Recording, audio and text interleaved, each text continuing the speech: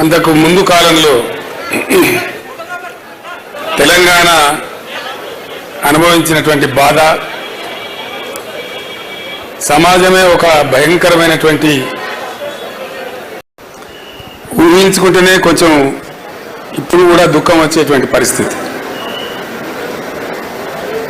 యావత్తు తెలంగాణ, ఇంచుమించుగా మొత్తం తెలంగాణ వరుస కరువులకు, వలసలకు, కరెంటు కోతలకు, ఆత్మహత్యలకు, చేనేత కార్మికుల ఆకలి చావులకు ఒక భయంకరమైనటువంటి దృశ్యంగా, చాలా చాలా బాధ కలిగించేటువంటి, భరించలేనటువంటి అమానుషమైనటువంటి ఒక పరిస్థితికి లోనైన తెలంగాణ. నేను కూడా ఆ రోజు అధికార పదవులలో ఉన్నా, మంత్రిగా పనిచేసిన, ఎమ్మెల్యేగా పనిచేసిన, చాలా సుదీర్ఘకాలం పనిచేసినాం. ఇప్పుడు లేరు మిత్రులు, కానీ కొద్దిపాటి పిడికడి మందిగా ప్రభుత్వాలలో కొనసాగుతున్నటువంటి మిత్రులు, అనేక హోదాలలో పనిచేసిన వాళ్ళం చాలా సందర్భాలలో కలిసి మా దుఃఖాన్ని పంచుకుని బాధపడేది. అసలు ఏం జరుగుతూ ఉంది, ఈ గడ్డ, ఈ ప్రాంతం గతి ఏమిటి? ఒక అగమ్య గోచరమైన పరిస్థితి, ఒక అసహాయ నిస్సహాయ స్థితి. ఏం జరుగుతుందో కూడా అర్థం కాదు. నేను ఎమ్మెల్యేగా ఉండే టైంలో మన తెలంగాణ ప్రాంతానికి సంబంధించినటువంటి ఒక 25-30 మంది శాసనసభ్యులతోని కనీసం ఒక 30 సార్లు సమావేశాలు పెట్టినాం. ఏం చేద్దాం, అసలు ఏం చేయాలా, ఏం జరగాల, మన గతి ఇంతేనా, మనకేం నిష్కృతి లేదా, ఎవరు కూడా చెప్పలేని పరిస్థితి. ఒక పరిహాసాస్పదంగా తెలంగాణ అంశం మారిన పరిస్థితి.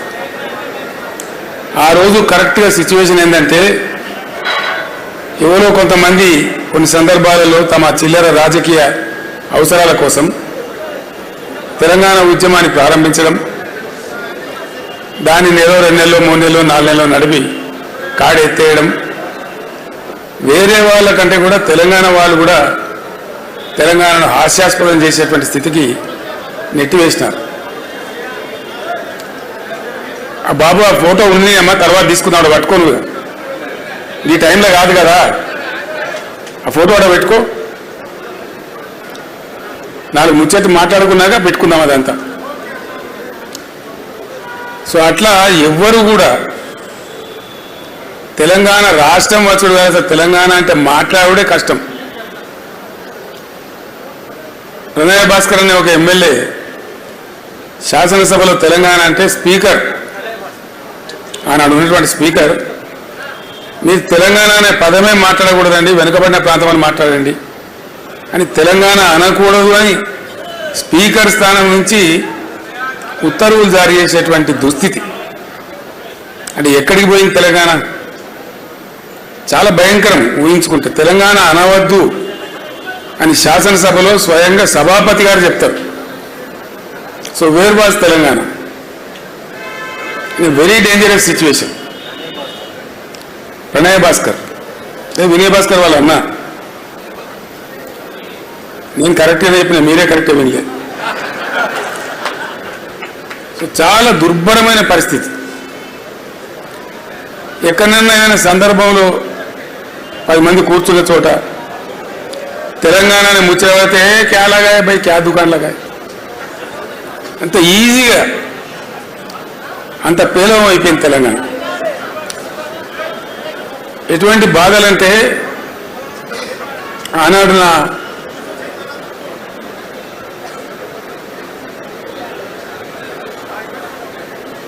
అడ్వైజర్గా, సహచరునిగా రాజీ లేని పోరాటం చేసినటువంటి మాన్యులు స్వర్గీయ జయశంకర్ గారు నాతో పాటు ఉండేది. అనుక్షణం ప్రతిక్షణం ఉండేది నాతో పాటు, అన్ని సందర్భాలలో ఉండేది. ఆయన ఎంత గొప్పవాడంటే, చాలామంది జీవితంలో చాలా పనులు చేస్తారు, ఏదో ఒక స్టేజ్లో రాజీ పడిపోతారు. ఎందుకు పడతారో తెలియదు. కఠోరమైన సిద్ధాంతాలు నమ్మినటువంటి కొంతమంది పెద్దలు కూడా ఒక సందర్భం వచ్చేటప్పటికీ ఆ సిద్ధాంతాన్ని పక్కకు పెట్టి కూడా కొన్ని పనులు చేస్తారు. ప్రొఫెసర్ జయశంకర్ గారికి ఉన్న ఒక గొప్పతనం ఏంటంటే ఆయన ఆజన్మ తెలంగాణవాది, ఆజన్మ అన్కాంప్రమైజ్డ్ తెలంగాణ ఫైటర్, అన్డౌటెడ్లీ. ఎందుకంటే ఒక 14-15 ఏళ్ళు సుదీర్ఘంగా ఆయనతో పాటు నేను కలిసి పనిచేసిన కాబట్టి అనేక సందర్భాలలో ప్రయాణంలో కావచ్చు, ప్రస్థానంలో కావచ్చు, చర్చలలో కావచ్చు ఎంత గొప్పవాడు ఆయన అంటే ఈ టైంలో ఆయన స్మరించుకోకుండా ఉండలేను. అట్లాంటి మనుషులు అరుదుగా ఉంటారు ప్రపంచంలో. ఎక్కడి నుంచి ప్రారంభమైంది సార్ మీ ప్రస్థానం అంటే హైదరాబాద్ స్టేట్గా ఉన్నప్పుడు, అక్కడ ఆంధ్ర రాష్ట్రం ఉన్నప్పుడు నిజాం రాజు పెట్టినటువంటి పాఠశాలలు ఉండేవి మన దగ్గర. మల్టీపర్పస్ హై స్కూల్స్ కావచ్చు, మరొకటి కావచ్చు. మర్కజీ స్కూల్ అని ఒకటి ఉండేది వరంగల్ టౌన్లో. ఆ మర్కజీ స్కూల్లో ఆయన విద్యార్థిగా ఉండే టైంలో ఆంధ్ర ప్రాంతం నుంచి ఉన్నటువంటి ఆనాటి అయ్యదేవర కాళేశ్వరరావు వగైరా వగైరా వ్యక్తులు వచ్చి తెలంగాణ ప్రజలను మానసికంగా సిద్ధం చేయడానికి కొన్ని ప్రయత్నాలు చేసేవాళ్ళు. దానిలో భాగంగా ఆయన వచ్చి మీ తెలంగాణ భాష మొత్తం చెడిపోయింది, కులిపోయింది, మీ తెలంగాణ భాషలో బాగా ఉర్దూ ఉంటుంది, మీది స్వచ్ఛమైన తెలుగు కాదు అని ఒక హేళన చేసినట్టుగా మాట్లాడుతూ మీరు సంస్కరించబడాలి, మిమ్మల్ని సంస్కరించడానికి మేము ఆంధ్ర ప్రాంతం నుంచి వస్తాం అంటే వీళ్ళు లేచి జై తెలంగాణ అని చెప్పి పిడికిలు బిగించి రాళ్ళు విసిరేస్తే మొట్టమొదటి లాఠీ చార్జ్ అక్కడ జరిగింది వరంగల్లో ఆ విద్యార్థుల మీద. అంతకుముందు కూడా ఖమ్మంలో కొంత జరిగింది, కానీ ఇది తెలంగాణ ఏర్పాటు అయిన తర్వాత ఖమ్మంలో జరిగింది. తెలంగాణ ఏర్పడక ముందు హైదరాబాద్ స్టేట్గా ఉన్నప్పుడు జరిగిన సంఘటన ఇది. అక్కడి నుంచి ఆయన ఏ రోజుకైనా సరే తెలంగాణ తన అస్తిత్వాన్ని కోల్పోకూడదు, తెలంగాణ తెలంగాణగానే ఉండాలి అని మనసులో పూర్తిగా బాగా సంకల్పం తీసుకొని ఆయన జీవితకాలం అంతా కూడా పనిచేసిండు. ఎట్లా చూస్తే అట్లా, ఆయనకి ఎంత చేతనైతే అట్లా. ఆనాడు ఉన్నటువంటి ముఖ్యమంత్రి బ్రహ్మానంద రెడ్డి గారు స్వయంగా పిలిచి బెదిరిస్తే కూడా నేను ఊసి చేస్తామంటే చేయండి సార్, మీ చేతిలో అధికారం ఉంది, నేను మాత్రం తెలంగాణ పందా వీడే ప్రశ్నే లేదు అని చెప్పి నిలబడ్డ దీశాలు. అట్లా ఇంక అనేక సందర్భాలు, అనేక బెదిరింపులు, అనేక ఇది. ఒక తీయటి అనుభవం ఏంటంటే వారితోని వారు ఎంత అన్కాంప్రమైజ్డ్, ఎంత రాజీ లేని పోరాట పందా ఉన్న వ్యక్తి అంటే సరే జరిగింది, జరుగుతూ వచ్చేది, చరిత్ర అంతా జరిగింది, విలీనమైంది. విలీనం టైంలో సిటీ కాలేజ్ దగ్గర 7 విద్యార్థులు చంపేసినారు కాల్పులలో. అవన్నిటికీ సాక్షి ఆయన. తదనంతరం తెలంగాణ ఉద్యమం కోసం కూడా పరితపించిన వ్యక్తి. 69లో ఉద్యమం వచ్చింది, చాలా ఉవ్వెత్తున ఎగిసిపడ్డది. చాలామంది పెద్దలు పోరాటం చేసినారు, వాళ్ళని కూడా మనము సదా స్మరణీయులు. వాళ్ళు నా ముందు కూర్చున్నారు విజయసింహారెడ్డి గారు, నల్గొండ నాయకులు. వారి తండ్రి గారు బ్రహ్మాండమైనటువంటి కృష్ణారెడ్డి గారు ఆ రోజు పోరాటంలో అగ్రభాగంలో ఉన్నారు.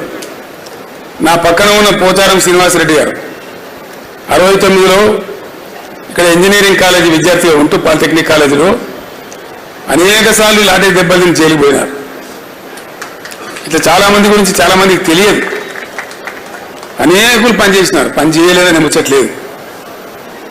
వారందరూ కూడా మనకు సదా స్మరణీయులు. వాళ్ళందరికీ మనం చేయెత్తి మొక్కాల్సిందే. ఉవ్వెత్తిన ఎగిసిపడ్డ ఆ ఉద్యమం కొద్దిగా పందా యొక్క లోపం వల్ల, వ్యూహ లోపం వల్ల అది ఘోరంగా విఫలమైపోయింది. విఫలమైన తర్వాత కూడా జయశంకర్ గారు తన పందా వీడలే. ఆయన రాస్తూనే ఉన్నాడు, సమీకరిస్తూనే ఉన్నాడు, ప్రతి సంవత్సరం బడ్జెట్లో అనాలిసిస్ చేస్తూనే ఉన్నాడు. తెలంగాణకు జరిగే అన్యాయాలని రికార్డు చేస్తూనే ఉన్నాడు. ఆ రోజుల్లో కంప్యూటర్ ఉండేది కాదు. కంప్యూటర్ వచ్చేదాకా, కంప్యూటర్ వచ్చిన తర్వాత కూడా ఆయన రికార్డు చేస్తూనే ఉన్నాడు. చేసి జరుగుతూ ఉండే. నేను అడిగిన ఓ రోజు జయశంకర్ గారు 69లో ఘోరమైన వైఫల్యం వచ్చింది కదా, ఇంకో విచిత్రమైన విషయం మీకు గుర్తు చేయాలి. నేను ఇవి అవసరం, మనకు తెలియాల్సిన అవసరం ఉంది. మీరంతా ఈ స్టేజీ పైన కానీ కింద కానీ అతి ముఖ్యమైన నాయకులు ఉన్నారు కాబట్టి ఈ విషయం నేను మీతో పంచుకోవాలనుకుంటా ఉన్నా. 69 ఉద్యమంలో ప్రధానమైనటువంటి అంశం ముల్కీ రూల్స్, చాలా ప్రధానమైన అంశం. ఆనాడున్నటువంటి యువకులు, చదువుకుంటున్న విద్యార్థులు ప్లస్ ఉద్యోగులుగా ఉన్నటువంటి వాళ్ళు, మన టీఎన్జిఓలు, వాళ్ళు కూడా బాగా హైలైట్ చేసి కొట్లాడిన విషయం ఏంటంటే ముల్కీ రూల్స్. మేము చదువుకుంటే ఏం లాభం, మా ఉద్యోగాలు మాకు వస్తలేవు కదా, తస్కరించబడుతున్నాయి కదా అనేది మేజర్.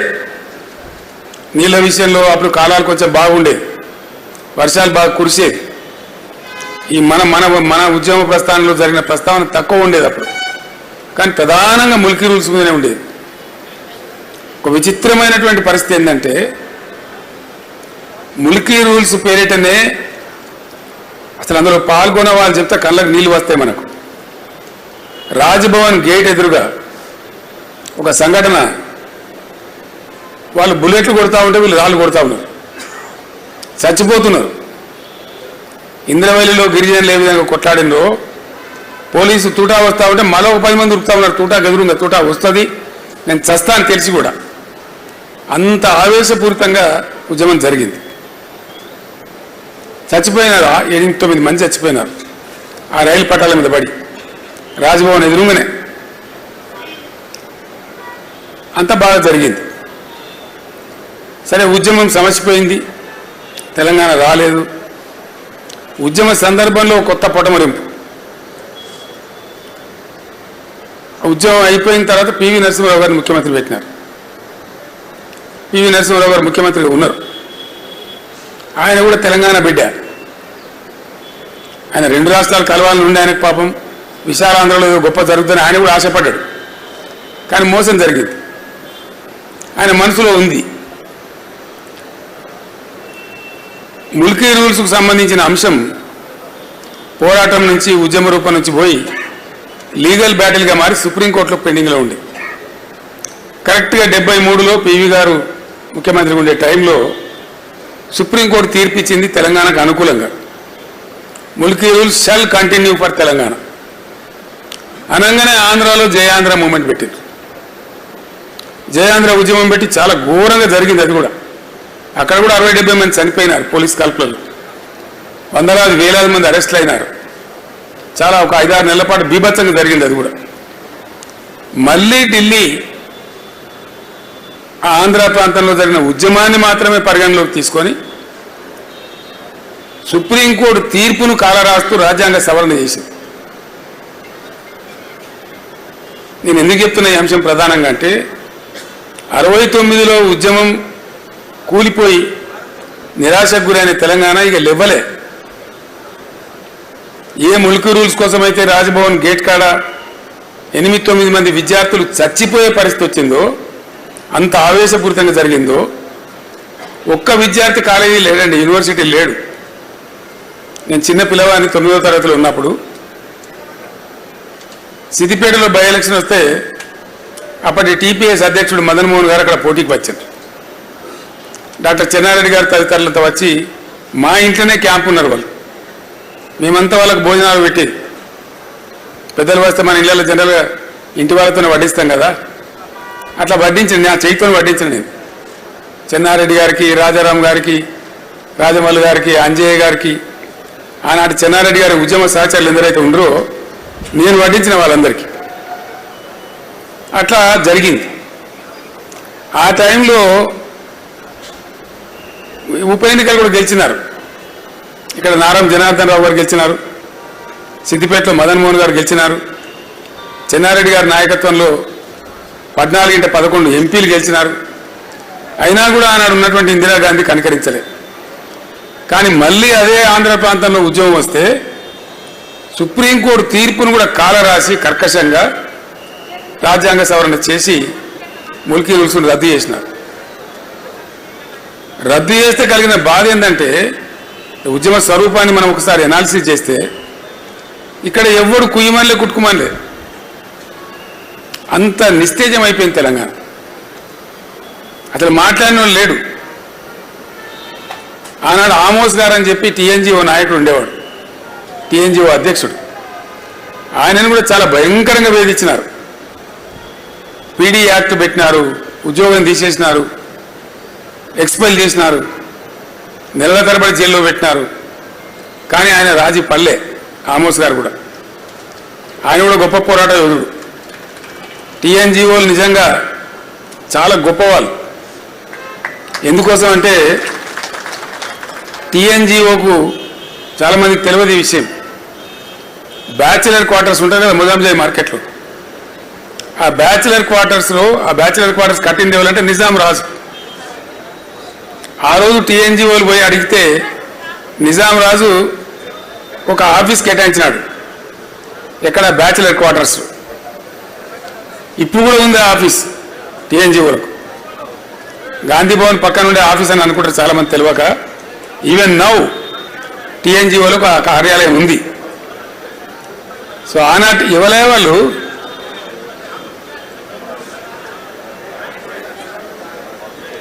సబ్జెక్ట్ పట్టలేని వాళ్ళు వాళ్ళని పంపిస్తే మంచిదానికి. ఆ టీఎన్జిఓ కార్యాలయం ఇప్పుడు కూడా ఉంది.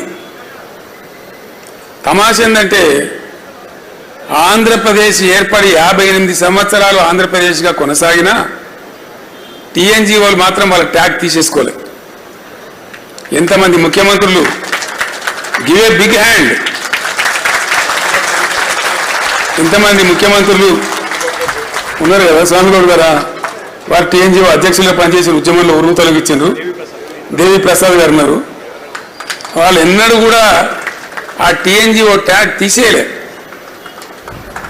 ఒకటే స్టేట్ కదనా, ఎందుకయ్యా మళ్ళీ తెలంగాణ పేరు మీద ఉద్యోగ సంఘం అంటే మేము తెలంగాణ ఉద్యోగ సంఘం అయినా ఉంటాం, మంచి అయినా సరే చెడ్డ అయినా సరే అని ఉన్నటువంటి ఒక గొప్ప సంఘం టీఎన్జిఓ సంఘం. కొద్దిమంది అంటే జయశంకర్ లాంటి వాళ్ళు, టీఎన్జిఓ లాంటి వాళ్ళు అక్కడో వాళ్ళు తమ పట్టు మీద ఉన్నారు, మనసులో ఉన్న భావాన్ని అట్లా పెట్టుకొని ఉన్నారు, దిక్కుమొక్క లేకపోయినా ఉన్నారు. ఇట్లా ఉండే తెలంగాణ. నేను జయశంకర్ గారిని అడిగిన, సరే ఉద్యోగం ఆరిపోయింది, ఎక్కడ లేకుండా అయిపోయిండు, ముల్కీ రూల్సే రద్దు చేస్తే మాట్లాడే వాళ్ళు లేకుండా పోయిండు, మరి మీరు ఏం చేశారు సార్ అని అడిగిన. ఏం లేదు, లెక్కలు వేసుకుంటూ కూర్చున్నా, ఎక్కడన్నా సుఖదయపడేట్టు మీటింగ్ పిలిస్తే పోదుంటి, అందులో భాగంగా మీ దుబ్బాక కూడా వచ్చినా అని చెప్పిండు. ఆయన మీ దుబ్బాక ప్రాంతమే కదా, అక్కడ కూడా వచ్చినా అని చెప్పిండు. ఎంతమంది వద్దరు మీ మీటింగ్లో కొని అడిగిన. నేను ఓ 15 మందో 10 మందో 20 మందో వచ్చేది, అక్కడికే మేము తృప్తి పడేది అన్నాడు. ఎందుకు ఆ ఉద్యమ ఆ సభలు ఎందుకు కొనసాగించారు అంటే ఆయన నికార్సైన తెలంగాణ వాది కాబట్టి నాతో ఒక మాట చెప్పిండు. ఏనాటికన్నా ఓ కేసీఆర్ అంటాడు ఒక రాకపోతాడా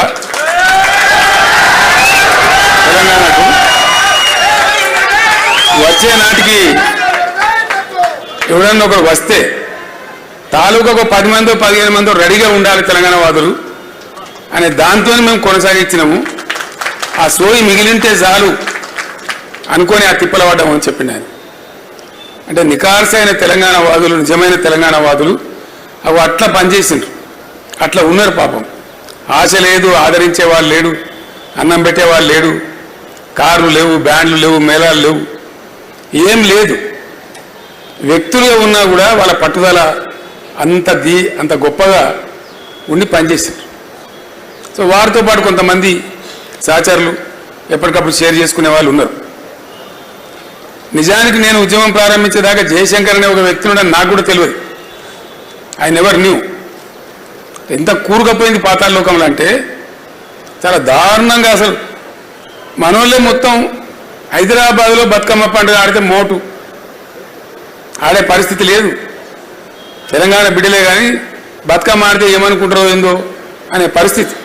హైదరాబాద్లో మనోళ్ళంతా ఆనగకాయ బంద్ చేసి సొరకాయని మొదలుపెట్టారు, పుంటికూర బంద్ చేసి గోంగూరను మొదలుపెట్టారు.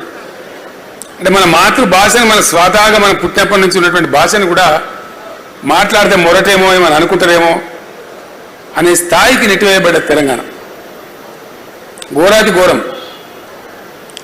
నేను జయశంకర్ గారు ఒకరోజు ఉద్యమంలో తిరుగుతా ఉన్నాం. ఆ పై ప్రాంతానికి పోయినాము, ఆదిలాబాద్ బహుశా ఏ ప్రాంతానికి పోయినామో. తిరిగి హైదరాబాద్ వస్తూ ఉన్నాం. వస్తూ ఉంటే పైనుంచి కోరుట్ల జగిత్యాల నుంచి ఆ సిరిసిల్ల మీద వస్తూ ఉన్నాం.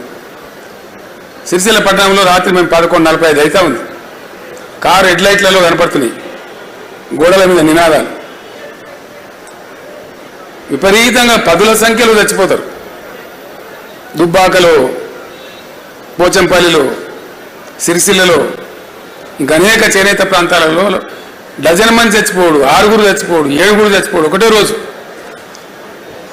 అక్కడ ఉన్న కలెక్టర్ గారు జనార్దన్ రెడ్డి గారు అని ఉండే పాపం, జాయింట్ కలెక్టర్. ఆయన గోడల మీద రాయించండి రాతలు. ఏమి రాయించిందంటే ఆత్మహత్యలు, సావులు సమస్యకు పరిష్కారం కావు, మీరు చావకండి. అప్పటికి 60 ఏళ్ళు 65 ఏళ్ళు స్వతంత్రం వచ్చి దేశానికి.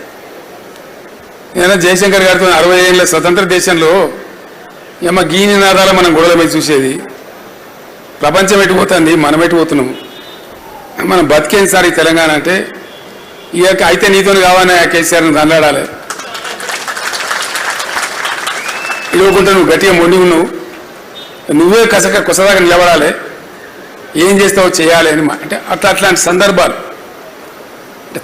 తెలంగాణ అంటే అంత చులకన భావం, ఏహ్య భావం. తెలంగాణలో ఉండే శాసనసభ్యులకు ఓనోను కొంత మనసులో ఉన్నా ఏం చేయగలుగుతాం, మనం ఏం చేయలేం కదా. నేను మీటింగ్లో పెట్టినప్పుడల్లా ప్రతివాడు అన్నా మన ఉద్యోగాలు పోతే తప్ప మన తెలంగాణలో మనం నమ్మరు, ఇది అయ్యేది కాదు పోయేది కాదు, వృధా ప్రయాస అనే ఒక నిర్లిప్తత, నిరాశ, అసహాయ పరిస్థితి ఎల్లడలా కనపడేది. ఈ నిర్లిప్తత ఎంత పెరుగుతూ పోయిందో తెలంగాణ పరిస్థితులు కూడా, సామాజిక పరిస్థితులు కూడా అంత దారుణంగా దిగజారుతూ పోయినాయి. బతుకమ్మ అని ఒక సినిమా తీద్దామని మనం ప్రయత్నం చేసినాం. నేనంతా రాసిపెట్టింటే కథ, కానీ మన తెలంగాణలో దుర్మార్గులు ఎక్కువ కదా. వాడు దండన పోయి రిజిస్ట్రేషన్ చేసి వాడు మొదలుపెట్టింది దుకాణం. వాడు ఏం తీయలేదు, సన్నాసాలు ఏం లేదు. యాక్చువల్లీ పోతుగల్ అని ఒక ఊరు ఉంటుందండి. ఆ పోతుగల్ ఊరు పక్కనే ఇంకో ఊరు ఉంటుంది. ఆ ఊరికి మా అక్కనిచ్చినాం. గూడూరు అనే ఊరు ఉంటుంది, మా సిస్టర్ని ఇచ్చినాం. మా ఊర్లో పాఠశాల లేకుండే. ఎంత గొప్పగా ఉండే తెలంగాణ అంటే, నేను ప్రైమరీ స్కూల్ చదువుకున్న టైంలో మా ఊళ్ళో సర్కారు స్కూలే లేదు. నన్ను మా నాయన ఊరికి పంపించింది. అక్కడ కూడా బట్టరాజు బల్లే చదువుకున్నాను నేను. తవ్వలు, మానకలు, అడ్డలు, ఈసాలు, పరకలు, బొట్లు, నా చదువు అక్కడి నుంచి ప్రారంభమైంది. పెద్దబాల శిక్ష బాబత్ చదువు. అక్కడ అప్పర్ మానేరు నుంచి వచ్చే కెనాల్ ఏదైతే ఉంటుందో దాన్ని నేను ఈత కొట్టేది. నేను స్వయంగా దాన్ని ఈత కొట్టేది నా దోస్తులతో కలిసి. ఆ పోతుగల్ అనే ఊర్లో చూస్తుండగానే బ్రహ్మాండంగా అద్భుతమైనటువంటి రైస్ మిల్స్ వచ్చినాయి.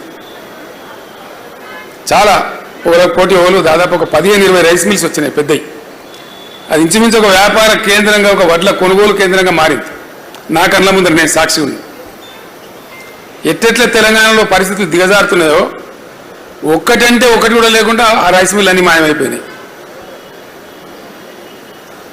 గొప్ప సీన్ ఉండే బతుకమ్మ సినిమా కోసం. ఏ విధంగా పరిస్థితి దిగజారింది తెలంగాణలో అనేదానికి, అప్పర్ మానేరు కాలువ పారినప్పుడు ఎట్లా పెరిగింది, ఆ కాలువ బంద్ అవుతా ఉంటే ఎండిపోతూ ఉంటే ఎట్లా పోయింది తెలంగాణ అనే దానికి సజీవ సాక్ష్యంగా నా కళ్ళ ముందు నేను సాక్షిగా ఉన్నటువంటి ఘట్టం. ఇట్లా అనేక చోట్ల ఇక చెప్పుకుంటూ పోతే రేపు గీయాల దాకా చెప్పిన ఉడవది. అందరు బాధితులే. బంజారాహిల్స్ లోపల మన కార్యాలయం ఉండే. కూర్చొని ఉన్నాం మధ్యాహ్నం పూట. మహబూబ్నగర్ జిల్లా నుంచి ఒక 30-40 మంది రైతులు వచ్చారు. వాళ్ళు లోపలికి చెప్పారు, సార్ మహబూబ్నగర్ జిల్లా వాళ్ళు వచ్చి కలుస్తారట. సరే రమ్మని హాల్లోకి పోయి, నేను హాల్లోకి పోయి మంది ఎక్కువ ఉన్నాను వాళ్ళని పిలుచుకొని చాయ్కి దాకా కూర్చొని ఏం సంగతి అంతా బాగున్నదంటే, ఇక ఏం బాగున్నాం సార్, బతకలేక హైదరాబాద్కి వచ్చినాం. ఏం చేస్తారు హైదరాబాద్లో? ఛాయ్ అడ్డకూలి సరిగా ఏ పని దొరుకుతా పని ఈ పని అనేం లేదు, అడ్డా మీద కూర్చుంటాము ఏది దొరుకుతుంది అని వాళ్ళు ఏం చెప్పారు. ఈయననే మా భూస్వామి సార్, ఈయననే మా రెడ్డి, ఆ జిల్లాలో మాట్లాడతారు అట్లా, ఈయననే మా రెడ్డి సార్, మా గీన భూములు మేము పనిచేసేది, ఈయనకు 60 ఎకరాల భూమి ఉంది, బతకలేక ఈయన కూడా మాతో నచ్చడని చెప్పారు. మరి ఏం చేస్తున్నా ఆయన కూడా కూలి పని చేస్తున్నట్టే లేసారిగా మా పటేలని మేము ఇచ్చేతుకు మొకద్దామని పెట్టుకున్నాము, మాకు ఇచ్చే కూలి లెక్కలు అతను పెద్ద మనిషిలాగా పెట్టుకున్నాము, మా కళ్ళ ముందే ఆయన కూలి చేయడం ఇష్టం లేక అని కళ్ళకు నీళ్ళు తీసుకొని చెప్పారు వాళ్ళు. ఇటువంటి ఎన్నో రకాల బాధలు, మొత్తం పాలమూరు జిల్లా బొంబాయి బస్సుల కాలవాలం కావడం ఒక హృదయ విదారకమైనటువంటి దృశ్యం. కానీ దురదృష్టం ఏంటంటే ఆనాడు ఉన్నటువంటి తెలంగాణలో ఉన్నటువంటి కాంగ్రెస్ నాయకులు కానీ టీడీపీ నాయకులు కానీ కేవలం రాజకీయాలు, వాళ్ళ పదవులు వాళ్ళ కోసం చూసుకున్నారు తప్ప ఒక్కడు కూడా గట్టిగా స్పందించి తెలంగాణ కోసం మాట్లాడాలి, కనీసం వాళ్ళ జిల్లాకు జరిగే నమ్మలేరు. మీకు కూడా చాలామందికి తెలియదు ఈ విషయం. ఇక్కడ జలసాధన మనం ఎప్పుడో చేసినాం, మీరు మర్చిపోయింది. బచావత్ ట్రిబ్యునల్ అని ఒక ట్రిబ్యునల్ ఉంటుంది. 1974లో వాళ్ళు 2 నదుల నీళ్లు కేటాయించినారు, గోదావరి కృష్ణా నది నీళ్లు కేటాయించేటప్పుడు ఆయన కామెంట్ రాసిండు ఆ బచావత్ జడ్జి గారు. బచావత్ అంటే ఆయన సుప్రీంకోర్టు రిటైర్డ్ జడ్జి, న్యాయమైన మనిషి, ఆ రోజుల్లో చాలా న్యాయమైన మనుషులు ఉంటుంది.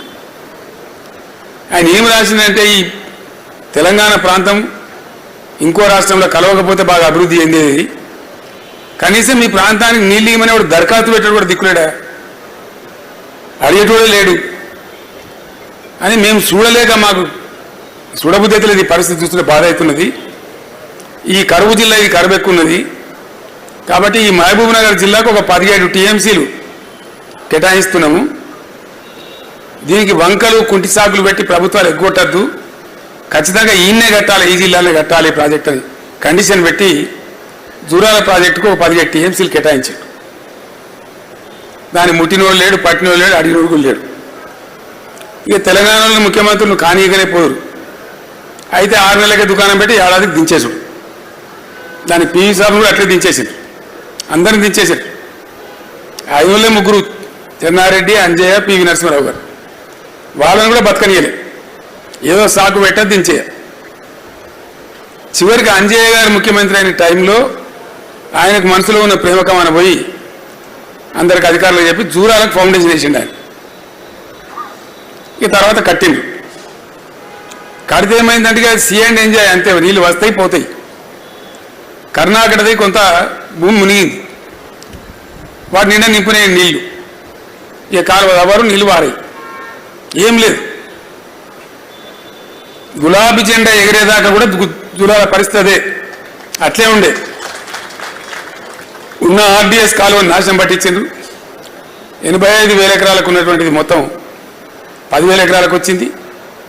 జూరాలనేమో జస్ట్ సీ అండ్ ఎంజాయ్, నీళ్ళు వస్తూ ఉంటాయి పోతూ ఉంటాయి, ఏం లేదు మనకి, వట్లే పిక్నిక్ పోయినట్టు.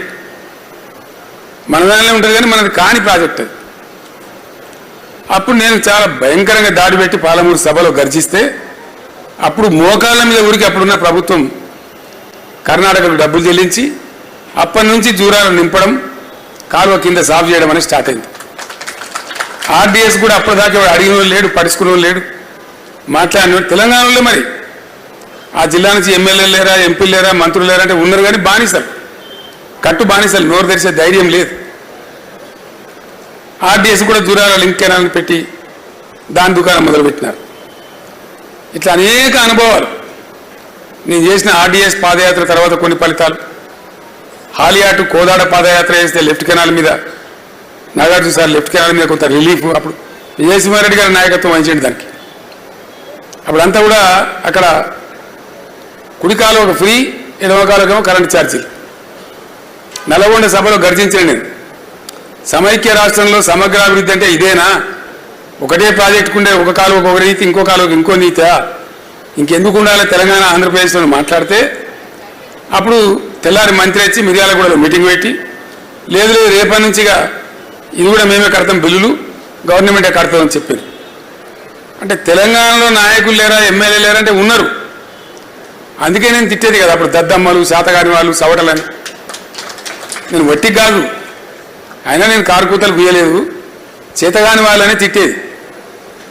ఇంకా మూడు మాటలు నేను మాట్లాడలేదు. దానికే కేసీఆర్ భాష నా మీద బదనాం కూడా పెట్టేది. సరే, దాన్ని నేను తిప్పి కూడా కొట్టేది. అంటే అంత కూరుకపోయి అంత పాతాళంలో అయ్యకు కాకుండా, అవని కాకుండా, ఇవని కాకుండా ఉన్న తెలంగాణ చాలా భయంకరం, దిక్కుదోసని స్థితి. ఐదుగురం కలిసి తెలంగాణ గురించి మాట్లాడదాం కూర్చుందామనంటే ఏం దుకాణం పెట్టిన తేవా అనుకుంటా ఓడు. ఈ తెలంగాణకు ఒక పత్రిక లేదు, ఒక టీవీ లేదు. ఇక వాళ్ళు రాసిందే రాత, గీసిందే గీత, అదే వార్త. అంత అయోమయ స్థితి. అప్పుడున్న ముఖ్యమంత్రి ఆయన అప్పుడే గెలిచిండు, 29 మంది ఎంపీలు, ఆయన ఎన్డీఏ కన్వీనర్. 20 ఏళ్ళు నేనే అధికారం ఉంటాను ప్రకటిస్తున్నాడు. గా టైంలో నేను మొదలు పెట్టాలి ఉద్యమం. ఇవాడు రాడు, ఇవాడు మాట్లాడాడు, ఇక్కడ ఇవాడు దిక్కులేడు. అవతల 5 సంవత్సరాలు నెట్ అధికారంలో ఉండే పవర్ఫుల్ ఉన్నటువంటి కేంద్రం కూడా తన చేతిలో పెట్టుకున్న ముఖ్యమంత్రి.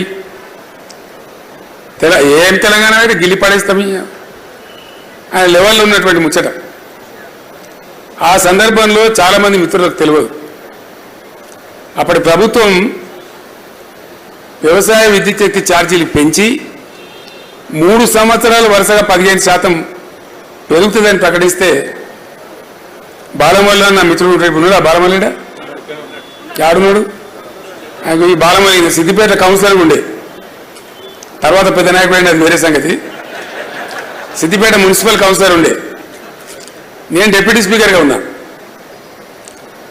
ఆ రోజు అందరు విజిటర్లు వస్తే పంపించినాం. చివరికి మేము ఇద్దరమే మిగిలితే ఇద్దరం పోయి లోపల డైనింగ్ హాల్ కాడ అన్నం తిని నేను చేయి ఊడ్చుకుంటూ హాల్లోకి వస్తున్నా. అప్పుడు ఇన్ని టీవీలు లేవు, ఒకే ఒక టీవీ ఉండే, తేజ టీవీ ఛానల్ ఉండే. అప్పుడు వాడు రోజుకు 4 మాటల వార్తలు చదివేది అంతే. నేను వచ్చేటప్పుడు వాడు ఏం చదువుతున్నాడంటే మధ్యాహ్నం వార్తలు చదువుతున్నాడు. దానిలో ఆ వార్తలు నేను ఏం చూసినంటే, ఇట్లా విద్యుత్ శక్తి ఛార్జీలు ఈ విధంగా పెంచిండ్రు వ్యవసాయానికి, ఇక ఆకాశం అంత ఎత్తి ఊడిపోయింది. పెంచిండ్రు, పెంచిన తర్వాత ఇక ముఖ్యమంత్రి గారు విజయవాడ వెళ్ళిపోయినని వచ్చింది. నేను ఒక 2-3 విలేకరులకు ఫోన్ చేస్తాను. ఏమిరా బాకి ఇట్లా వార్త వచ్చింది నిజమేనంటే, నిజమే సార్, ఆ విలేకరుల సమావేశంలో నేను కూడా ఉన్నా. ఇక నేను ఎవరిని కన్సల్ట్ చేయాలి, అది భగవంతుని ఆజ్ఞ మరి ఏందో తెలియదా గడియేందో. ఇవన్నీ అంటే ఏమన్నా నాకు ఇంపల్స్ కోపం వచ్చింది. ఏమైతే అయితే సచిందో అన్నాడు, బతికిందో అన్నాడు, జో హోతా హోతా దేఖలేంగి అని చెప్పి బాలవాళ్ళు నేను వచ్చిన టేబుల్ మీద కూర్చొని బాలమల్లి లెటర్ ప్యాడ్ తీసుకొని చెప్పిన. బాలమల్లి తీసుకుని నేను డిక్టేషన్ చేసిన ఉత్తరం రాష్ట్రం ముఖ్యమంత్రికి సంతకం పెట్టినాం. టైప్ కూడా చేయలే, మ్యాన్స్క్రిప్టే చేతితో రాసిన ఉత్తరాన్ని ఒక 50 కాపీలు చేసి పేపర్లకు పంపించేసి చెప్పిన. దాన్ని నేను స్పష్టంగా మాట చెప్పిన, ఈ విద్యుత్ శక్తి ఛార్జీల పెంపుదల గురించి గతంలో క్యాబినెట్లోనే నేను గొడవపడ్డా, అప్పుడేదో కొంత రాజీ పడ్డాం. కానీ ఇప్పుడు ఇలా పెంచిన విద్యుత్ శక్తి ఛార్జీలతో జరిగేది ఏంటంటే, ఇక తెలంగాణ రైతు వ్యవసాయం చేయలేడు. ఇక మేము ప్రజాప్రతినిధులుగా ఉండి, ఎమ్మెల్యేలుగా ఉండి, డిప్యూటీ స్పీకర్, 50 స్పీకర్ ఉండి, ఇవన్నీ ఉండి మా కళ్ళ ముందరనే మా రైతులు ఇట్లా బొడి మెడలు విసికేస్తూ ఉంటే మేము మౌనం పాటిస్తే మా జీవితాలకు అర్థం లేదు, వేస్ట్ మేము బతికి కూడా. కాబట్టి మీరు విద్యుత్ శక్తి ఛార్జీలు వాపసు తీసుకోండి, లేకపోతే సమైక్య రాష్ట్రంలో మా రైతులకు న్యాయం జరుగుతుంది అనే ముచ్చట వట్టిదైపోతుంది. ఇక తెలంగాణ రాష్ట్రం ఏర్పడితేనే తెలంగాణ రైతులకు లాభం జరుగుతుందని భావించి నేను తెలంగాణ రాష్ట్రం కోసం ఉద్యమం చేయవలసి వస్తుంది అని చెప్పి నేను లెటర్ రాష్ట్రం. సరే, తెల్లారి పేపర్లో వచ్చింది, అంత జరిగిపోయింది. దాని తర్వాత కొంతమంది తెలంగాణ వాదులు నా దగ్గరకు వచ్చింది. నేను లోపల కూర్చున్న ఛాంబర్లో చిట్టి పంపించారు నాకు. ఆ చిట్టి మీద ఏముందంటే 69 ఉద్యమకారులు అని ఉన్నది, పేర్లు రాయాలి పాపం. సరిగా నేను లోపల పిలుచుకున్నా, ఒక 5గురు వచ్చారు. వాళ్ళకి చాగిట దాకా మాట్లాడినా.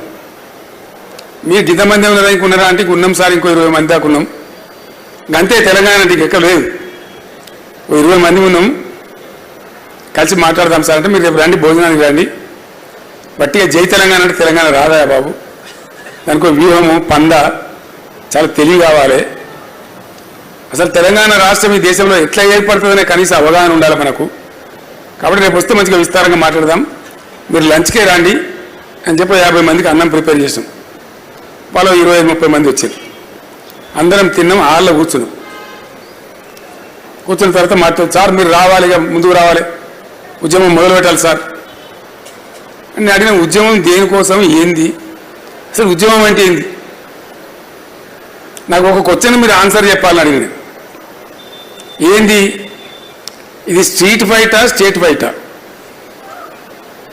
రాష్ట్రం కోసం పోరాటమా లేకపోతే వీధుల్లో పోరాటమా? ఇది తెలిసాలి మీరు. స్ట్రీట్ ఫైట్ అయితే నేను ఎందుకు, నాకు అర్థం కాదు. ఓ 10 మంది కాలేజీ పోరాటాలు 20 రాళ్ళు అయితే అయిపోయాయి. 4 బస్సులు కొడితే పోలీసు వాడు రానే వచ్చి పట్టుకనిపోయి ఇక లొల్లి స్టార్ట్ అయిపోయాయి, అంతే కదా. దానికోసం అయితే నేను అవసరం లేదు, స్టేట్ కోసం ఫైట్ అయితే నేను అవసరం ఉంటా. మరి ఏం చేద్దాము అని అడిగినాను. మొట్టమొదటి ప్రశ్నే అది. వ్యూహం లేకుండా, పందా లేకుండానే కదా 69లో విఫలమైనము.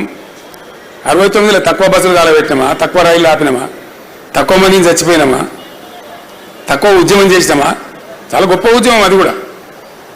కానీ కొద్దిగా ఆ వ్యూహం లేకుండా పోవడం వల్ల దీర్ఘకాలికంగా నిలబడలేకపోయింది, తొందరగానే అయితే అవుట్ అయిపోయింది.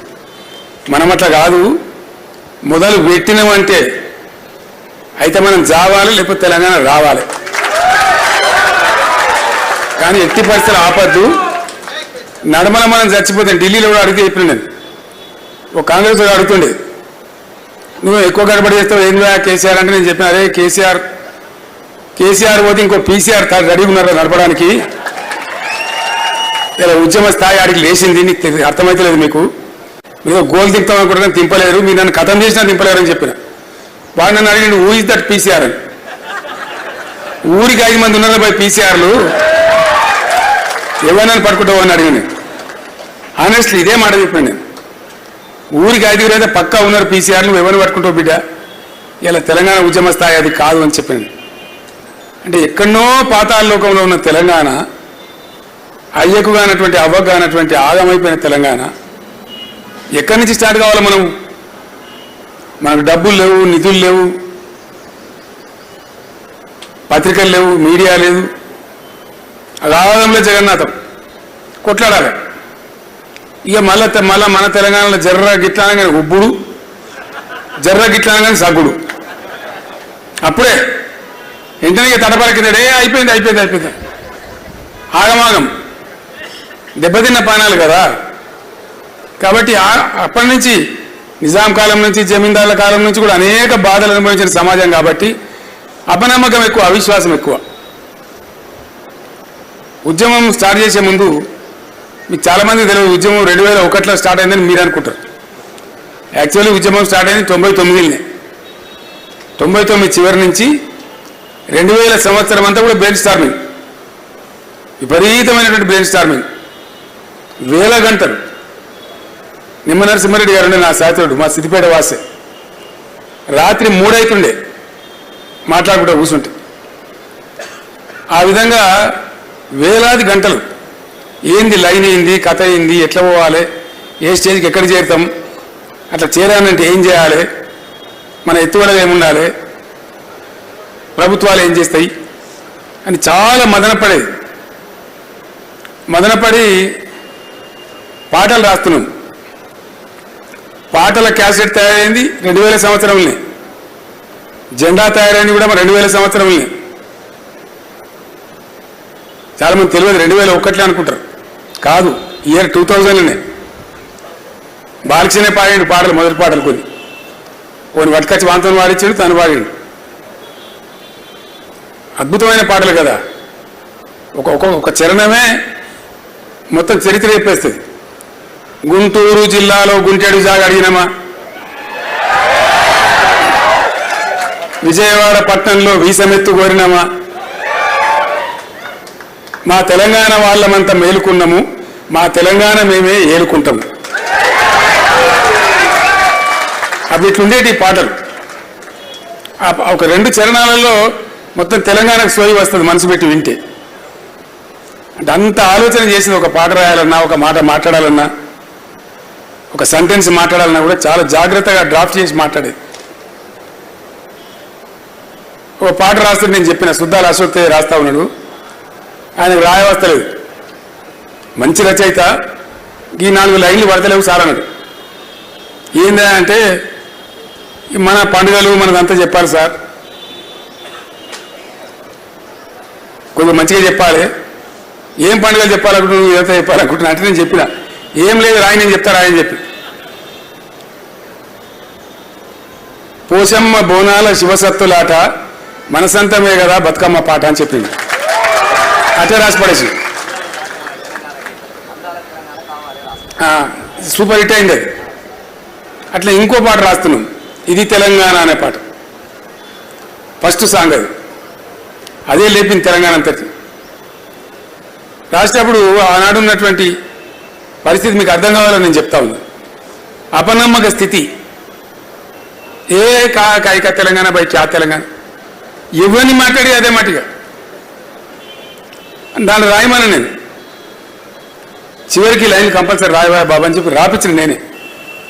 సిపాయిల తిరుగుబాటు విఫలం అయ్యిందని అనుకుంటే దేశానికి వచ్చేదా స్వాతంత్రం,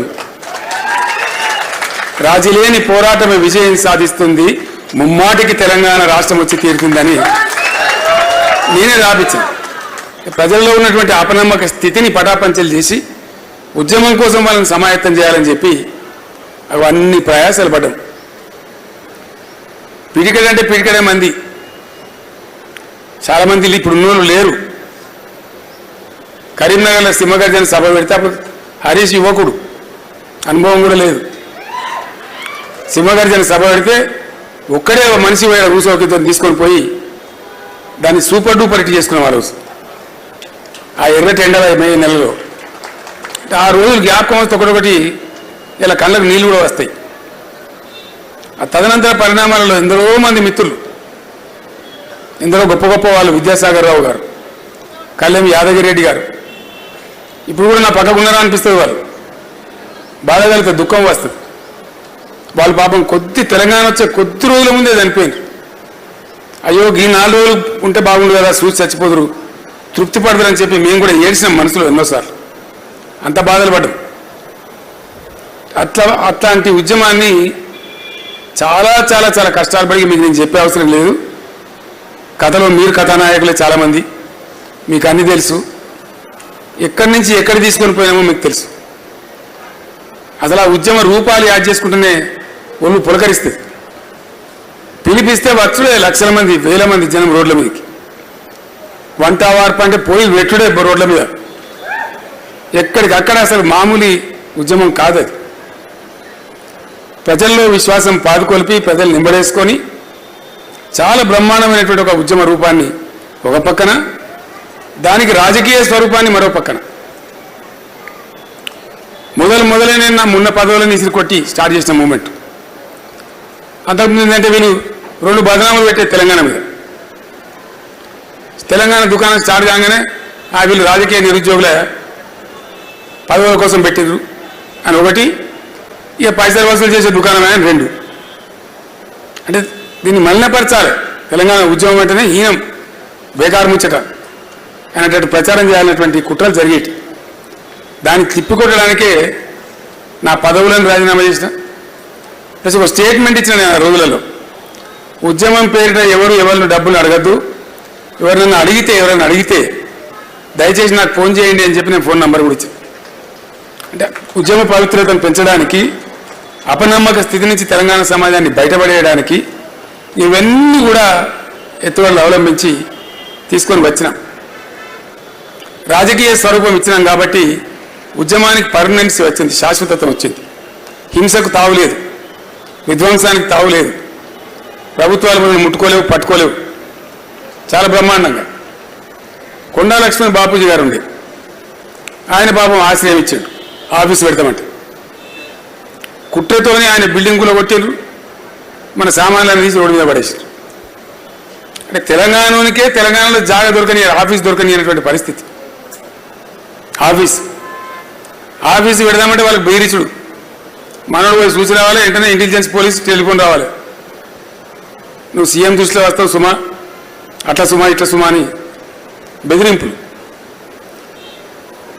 వాటి నడుమ ఉద్యమానికి ఒక వ్యూహం పెట్టుకున్నాం కాబట్టి, తెలివిలో పోయినాం కాబట్టి, ప్రజాస్వామిక పందాలో పోయినాం కాబట్టి, అహింసతో పోయినాం కాబట్టి, కొండా లక్ష్మణ్ బాపూజీ ఇంట్లో నుంచి మన సామాన్లు రోడ్డు మీద గిరాటేస్తే ఇగో ఇంత ఎత్తైన తెలంగాణ భవనం కట్టుకున్నాం.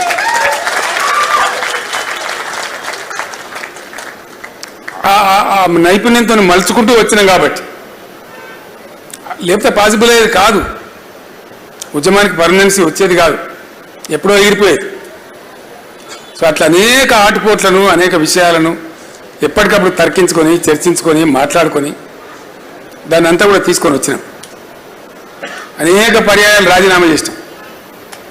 జయాలు వచ్చినాయి, అపజయాలు వచ్చినాయి. జయం వచ్చినాడు పొంగిపోలేదు, అపజయం వస్తే కుంగిపోలేదు. తర్వాత దాన్ని మలుచుకుంటూ మలుచుకుంటూ మలుచుకుంటూ మలుచుకుంటూ పోయినాం.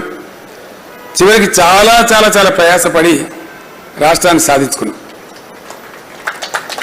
ఆ సాధించుకొని రాష్ట్రం అపాయింటెడ్ డే వచ్చిన రోజే ఈ రోజు, ఈ జూన్ 2. ఇట్లా తెలంగాణ రాష్ట్రం వస్తుంది, 10 సంవత్సరాలు నిండుతాయి, దశాబ్ది ఉత్సవాలు కూడా జరుపుతారు. ఎవడు కూడా అన్నాడు, కళ కూడా లేదు కనీసం. There was no dream even, none. అట్లా ఉన్న తెలంగాణ 15 సంవత్సరాల సుదీర్ఘ పోరాటం. మీరందరూ మార్చుకోవాలి, ఇక 14 ఏళ్ళు 13 ఏళ్ళు కాదు. 99 నుంచి 2004 దాకా 15 ఏళ్ళు పక్క ఉద్యమం, తర్వాత 10 ఏళ్ళ పరిపాలన. 25 సంవత్సరాల సుదీర్ఘ ప్రస్థానం ఈ గులాబీ జెండాది.